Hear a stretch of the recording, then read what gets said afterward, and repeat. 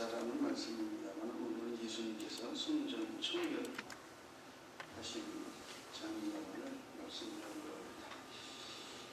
예수님은 유월절을 이제 앞두고 성전에 가셔서 성전에서 이루어진 많은 부패한 모습들을 크게 신고하셨습니다. 채찍을 만드시고 그 짐승의 모든 것들을 내쫓으시고 또 판전장들의 돈을 들어보시고 어떻게 보면 정말 예수님의 생애 속에서 가장 극한 경로를 극한 경로하심의 모습을 공의로운 분노를 나타내는 오늘 본문이라 볼 수가 있습니다.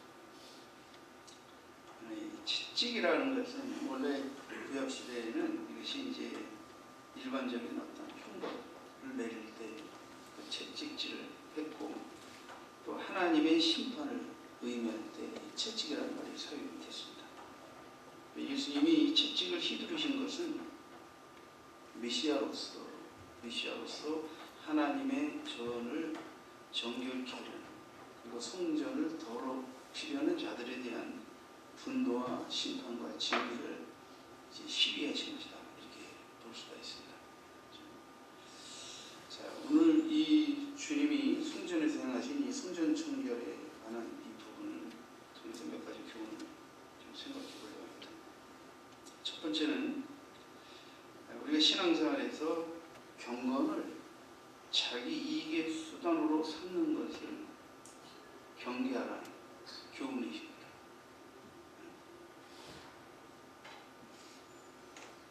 자, 예수님이 예루살렘에 당도했을 때 그곳에 장사가 한창이었어요. 당시 예루살렘 성전, 이제 성전이라고 말했지만 이제 성경에서 성전을 지칭할 때는 성소와 지성소를 뜻할 때가 있고 조금 더 바깥에 성전 뜰에 있는 이제 제사장인들, 유대인들, 이방인들 이게 뜰에 관한. 이제 이것은 성소와 지성소가 있는 것들, 이방인의 뜰에서 이런 일이 벌어졌다.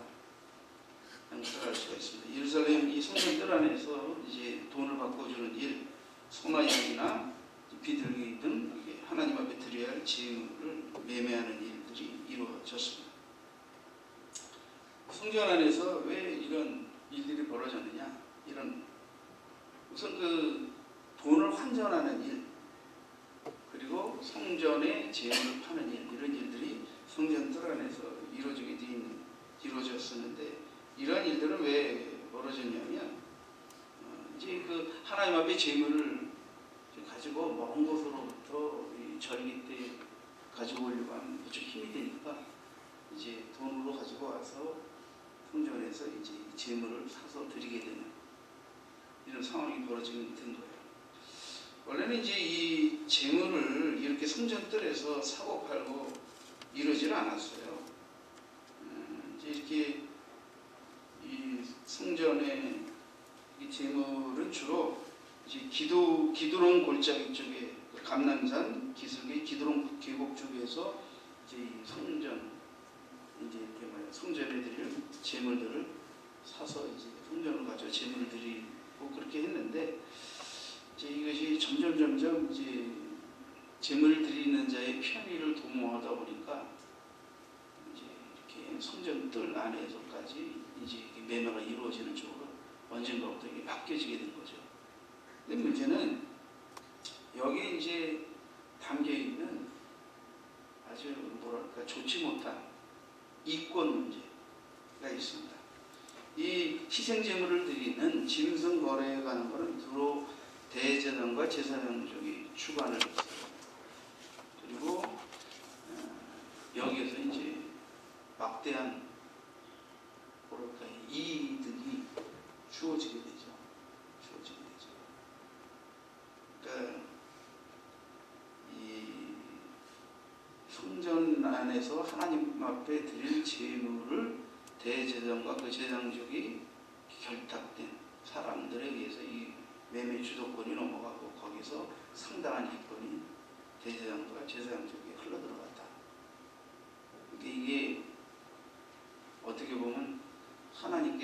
재물이 제 재산족과 그 일족들 거기에 연관된 사람들의 치부의 수단이 되어서 이게 부패해져 가고 있었다. 부패가 만연했다 하는 부분을 우리가 이제 주목해야 되고요.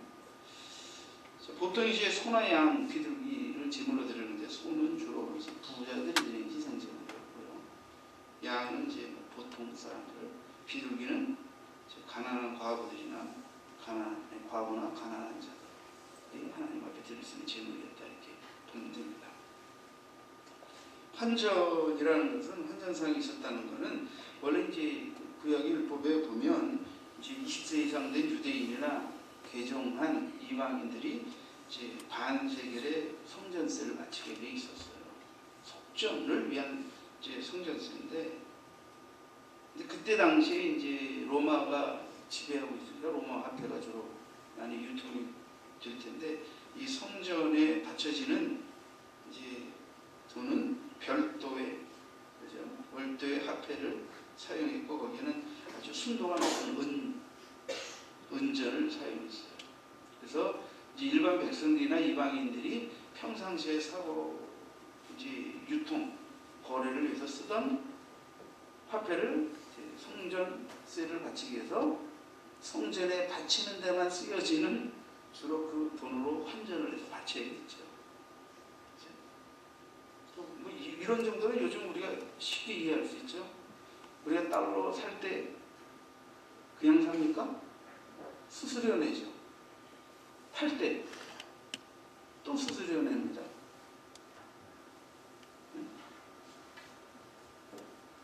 그래서 달러를 사고 팔 때 거기 매매 수수료예요. 그러니까 이게 환전성들이 성전에 지금 세금을 바치는데 여기 이제 수수료가 붙겠죠. 얼마가 붙었는지는 알 수 없지만. 그러니까 그 이방인의 뜰에는 환전상이 많은 거예요. 그 절기 때 전국에서 이 순례객들이 명절을 지키면서 어마어마하게 몰려오잖아요. 어마어마하게. 생각해보세요. 20만의 문제가 아닌데. 근데 문제는 이제 요 환전을 통해서 이권을 취득하는 부류가 어떤 부류냐면 이게 주로 이제 사내들인 공인 이 부분에 이권을 취득했습니다. 물론 이제 사내들인 공예는 뭐 당시에 이제 유대 종교의 가장 큰 집단들, 뭐 사두개인, 바리새인, 서기관 뭐 이런 부류에서 뽑힌 자들이 이제 입법, 사법, 행정을 관장하는 이스라엘의 국회나 마찬가지죠. 그렇죠?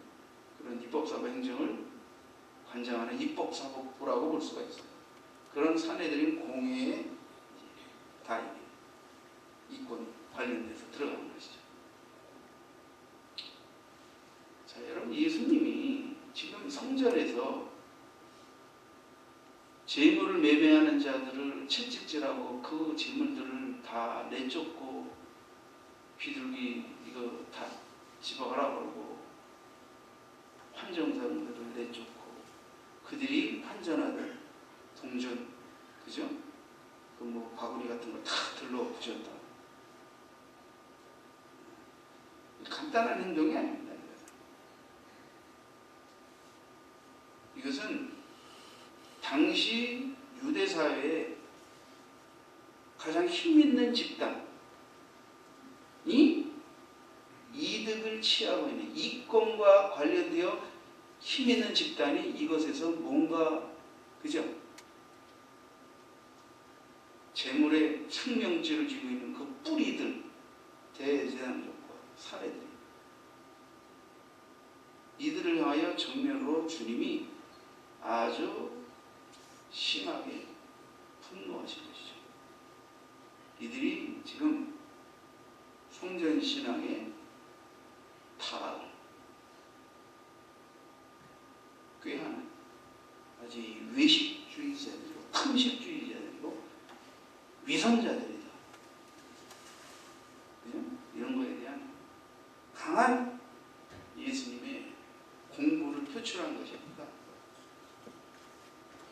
그리고 여러 가지 이유가 있지만 결국은 예수님이 그들에 의하여 정죄되고 십자가에 달리시게 되는데 가장 큰 주된 이유, 그게 바로 그들의 이권을 건드리셨다.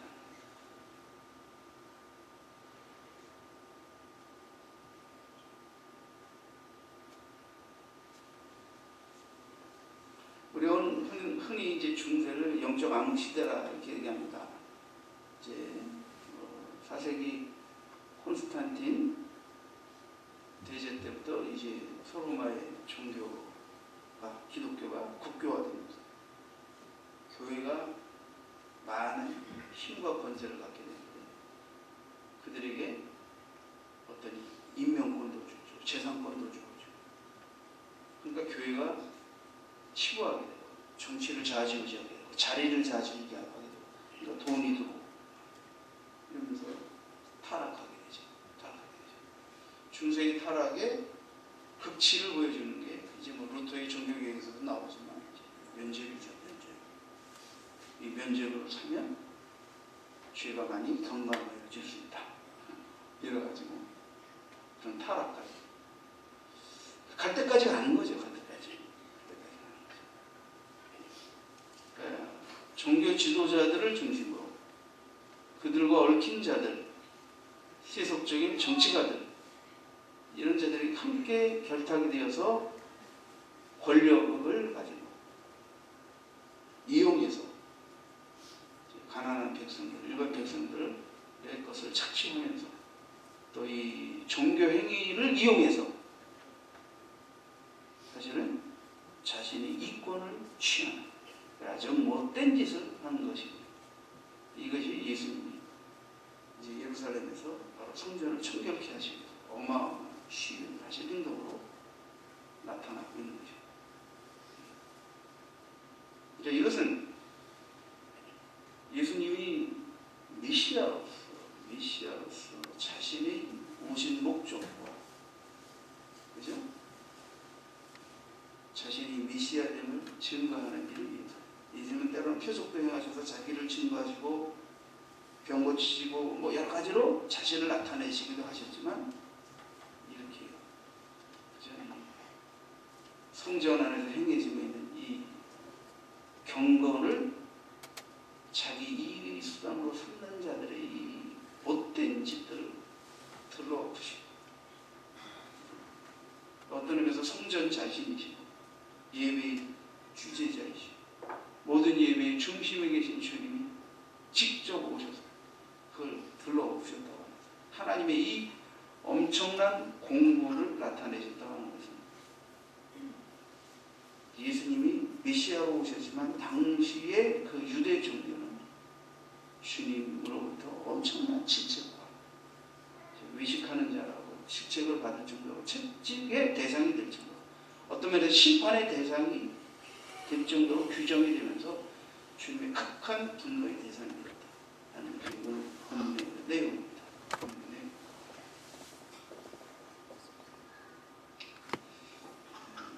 여러분, 저희 교회 성도들에게 여성교회에서 오늘날 교회에서 여성교회들이 사업을 많이 해요. 이유는 뭐 하려고? 성교하려고?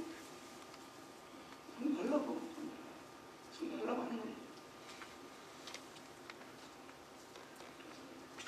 교회 안에서 막 팔아요. 그래서 이문을 많이는 안 남기지 교회 아니니까 조금 남겨서 또 여성계의 기금을 삼고 저는 우린 그런 거 하지 마라. 그거 할 시간 있으면 기도하고 우리가 세상에서도 열심히 일하고 돈 버느라고 힘들어 죽겠는데 뭐 교회에서 그거 몇 푼 벌겠다고 그걸 뭐 기금 나와서 무슨 그렇게 대단한 성교를 한다고 말이야. 맨날 여성계에서 주일날마다 물건 팔고 돈 받고 또 외상했다고 또 왜 안 가? 또 하고 뭐야.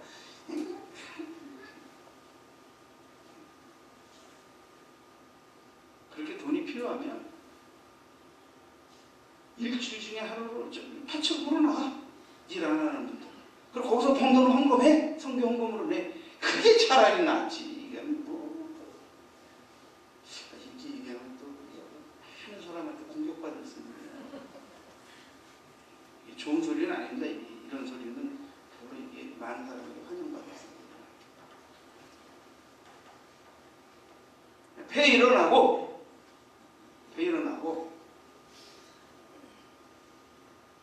여러분 지역사회에 나와서 그리스도인들은 돈을 써야 하는 겁니다. 성도들이 세상 사람들이 지역사회에서 사업하면 거기에 적당한 이권을 앵겨주면서 팔아주고 먹어주고 그것을 본 것으로 헌금하고 봉사하고 하는 거지. 그런 권리를 교회 안으로 끌어와서 교회에 사람들이 많이 모인다는 것 때문에 지역사회의 경제원리까지 파괴해가면서 교회 안에서 매매를 통해서 이게 좋은 게 아니에요. 저는 그 좋지 않다고 생각합니다. 교회는 세상에 나가 열심히 일하고 돈 벌고 여기서는 하나님께 순수하게 드리는 헌물로 교회는 선한 사업을 이루어가는 것이지 뭘 그 사업을 하고 장사를 해가지고 얼마를 벌어서 얼마나 성공합니까? 저는 저희 교회는 그걸 반대합니다. 우리가 정말 순수한 목적으로 가난한 자를 돕기 위해서 섬기기 위해서 특별한 목적으로 교회들이 가져야 하기도 이렇게 하기도 합니다. 그럼 뭐 좀 선한 뜻에서 하는 것까지 다 뭐라고 한다는 거지만 될 수 있으면 주의를 물건 파고 살고 그 몇 푼 남기기 위해서 이 짓거리 하지 말아요. 우리가 주일날 왜 모입니까? 예배 성도 간에 서로 어루만지고 교제하고 위로하고 은혜 나누고 기도하고 이러라고 보이는 거지. 뭘 자꾸 참기름 내고 이제 시골교회가 어려워서 어렵다고 이제 가난한 교회들이 팔아달라고 이제 부득이한 경우도 있기는 해요. 이해는 합니다. 지혜롭게 할 필요가 있다.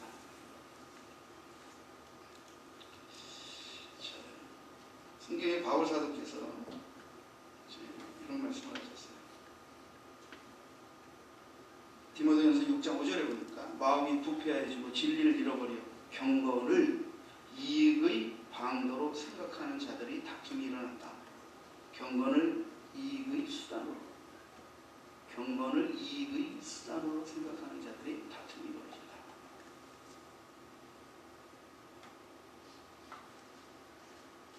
그러니까 경건을 돈벌이 수단으로 사용하지 말라. 당시 유대 지도자들이 성전 안에서 하나님께 예물을 드리고 세금을 바치는 경건하게 주님을 향하여 나아가는 과정에서 예물들과 세금을 바치는 일에 있어서 상당한 권력과 이권이 개입하면서 그 경건을 이익의 수단으로 삼으면서 아예 그것을 반드시 성전 밖도 아니고 아예 성전 안에서 아예 판을 벌여놓고 그 짓을 했다. 얼마나 시끄럽겠어요. 수많은 사람들이 여기는 뭐 비둘기는 비둘기 비둘기는 꾸꾸꾸하지. 그러고 해서 막 얼마 서로 헌정사끼리 또 헌정을 가지고 그러니까 뭐 이 성전이 예수님이 6월절이라고 사람들이 몰려들게 성전하는데 요즘 말로 아주 그냥 속된 말로 하면 개판으로 전이네. 시끄러운 소리 냄새 시끄러운 소리 만민이 기도하는 집이 그렇다고 이렇게 됩니다.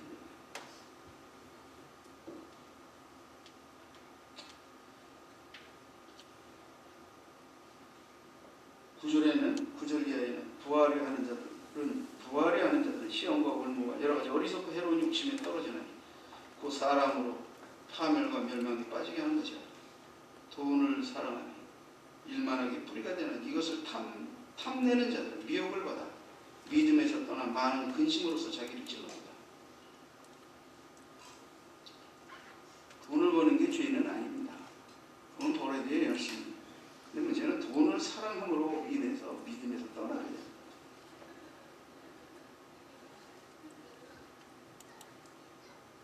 돈 열심히 보세요. 돈 버는 것 때문에 점점 어떻게 돼요? 우리 경건 생활이 발목을 잡아서 하나하나 무너져가게 되는 거예요. 그리고 그것이 결국 나로 하여금 믿음에서 떠나서 내가 치부함으로 세상을 즐기며 살게 하고 하나님과 멀어지게 만들어요. 그래서 대단한 올무와 위험, 유혹이라는 거죠. 이게 안 된다는 거예요. 근데 대제사장과 사내들이 돈줄기와 관련이 있는, 그리고 하나님 앞에 그 부패하고 타락하고, 상상해보세요. 예수님 채찍으로 심하죠. 무슨 말을 하면 우리는 어떤 모양으로 경건을 이익의 수단으로 삼는 것을 경계하라. 경건을 이익의 수단으로 삼는 것을 경계하라. 최근에 나오잖아요. 어떤 부패한 교회 이단으로 정죄다. 그 목사님이 수백억 재산 가고, 그리고 또 재산은 바로 성도들이 평상시에 주는 봉투 때문이다. 교회에서는 사례공헌 받다. 성도들이 생각할 때는 와, 우리 목사님 대단한.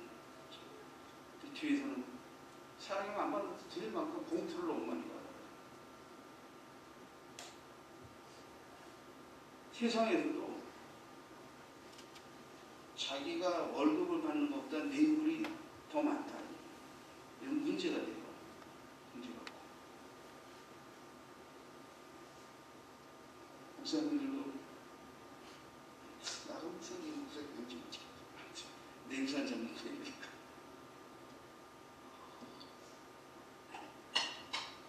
목사님들이 대부분 죄종들이 대부분 세상의 평균에도 미치지 못하는 사례를 받으면 오직 하나님의 나라에서 일한다고 하니까 성도들이 늘 궁핍하고 부족하실 수도 있는 목사님, 여행 간다 뭐한다 하면 좀 위로의 봉투를 줄 수는 있지만 받을 만큼 받으시고 넘치고 또 그 봉투가 너무 많아가지고 월급보다도 많고 그것이 한두 푼도 아니고 치부해서 일정한 시간이 지났더니 수십억 수백억이다. 말이 안 되는 거 아닙니까? 제가 개척해서 이렇게 목회했는데 이재화 목사님도 물러났더니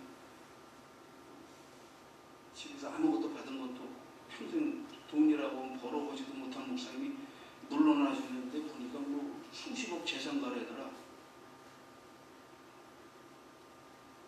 그럼 갑자기 이제 목사님이 수십 년 동안 여러분에게 은혜로 말씀 전하는 게 은혜가 되겠습니까? 수백억은 절로 가요. 그럼 뭐 그것이 무슨 근거가 정확하게 나타나는 만한 근거가 있다는 모르겠죠. 아니잖아요. 가난한 자들과 더불어 사랑하라고 베풀라고 그러고 나누라고 그러고, 그리고 어느 날 돌아가서 수십 년 지나고 보니까 목사님은 어마어마하게 부자고 우리는 전략하고 아껴서 목사님에게 위로의 봉투도 헌금도 했는데 주의종들은 물러났는데 대단한 부자가 됐더라. 주의종들이라고 꼭 찢어지게 가난해야 된다는 말은 아닙니다.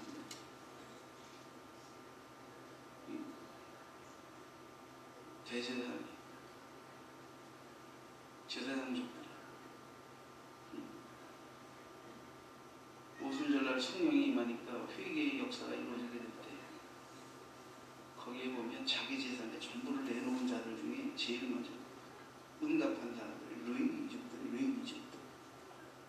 다른 백성들보다 레위족들이 백성들이 지금 끼니도 어렵고 어려운데 은혜 받고 보니까 더 하나님 앞에 죄책감, 그리고 가난한 백성들이 안타까움이 있지 않습니까? 자기 것을 내놓고 희생한 겁니다. 그래서 아나니아 사태라는 거 얻어맞았죠. 그런 일이 있었던 거예요.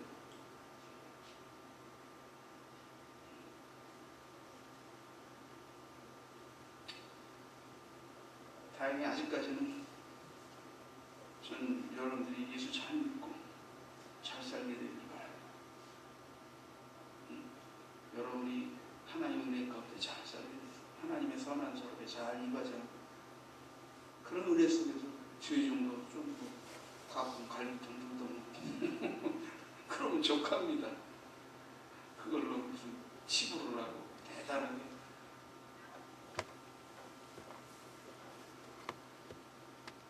경건을 자기 이익에 쓰랍니다. 경건을 자기 이익에 쓰랍니다. 저 어떤 사람에게 은사가 있었다. 특히 신의 은사가 있었다. 자꾸 기도해지고 병고지고 그럼 고침받은 사람은 하나님께 감사하면 되지만 또 그래도 또 그를 통하여 고침받았다고 자꾸 뭔가 담내를 하고 싶잖아요. 그럼 그게 껄끄럽죠. 하나님의 거저 주신 은혜로 하는 건데 한 번 봉투 받고 두 번 받고 그러다 보면 또 많이 받게 되고 어느다 보면 쌓이고 어떻게 해야 돼요? 자기 나름대로 하나님 앞에서 믿음과 양심을 따라 가이드라인을 정해야 돼요. 어디까지가 내가 사적으로 감사를 받으려고 해요. 어디까지가 이건 안 된다. 이건 나눠야 된다. 라고 생각해야지. 그래야 안 그래요?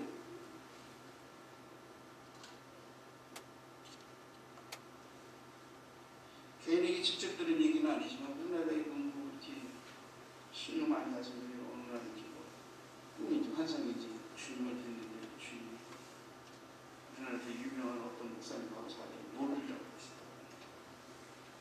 나는 니들 모른다. 그분이 깜짝 놀라가지고 그 목사님 찾아가서 얘기하고 자기는 다 신의 역사가 일어나서 헌금이 어마어마하게 들어가요.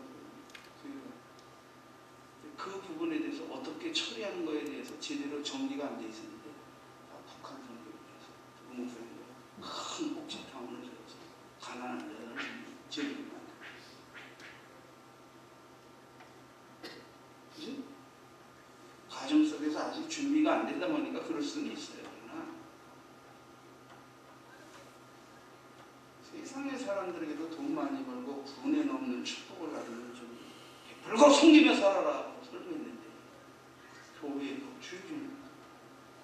어떤 상황에서 생각지도 않게 부가 꼭 그러진 않지만 누가 뭐라고 할 수 있는 것들은 아니라 하더라도 부가 들어오게 될 때 이 부분에 대해서 정리된 마음을 평상시에 가르친 대로 자기가 먼저 해가는 정리된 마음으로 본을 보이지 않으면 주의 종도 타락할 수 있는 종교 권력을 징자도 타락할 수 있는 그런 거.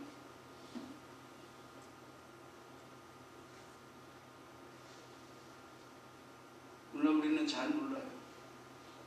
왜 교회 재정을 담당하던 자들이 자살해야 되는지 우리는 잘 몰라요. 그걸 비판하고 싶지도 않고 그 이유를 알고 싶지도 않아요.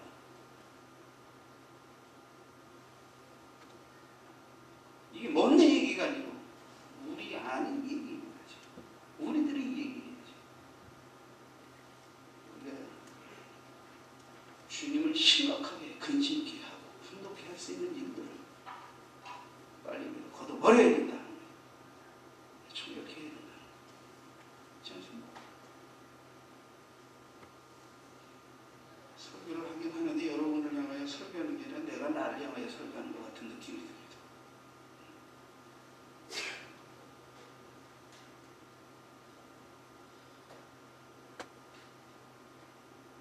여러분 입장에서는 이것을 어떻게 적용하면 좋겠습니까?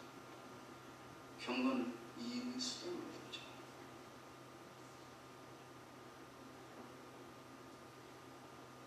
최소한 주말회나 모여 예배드린 이날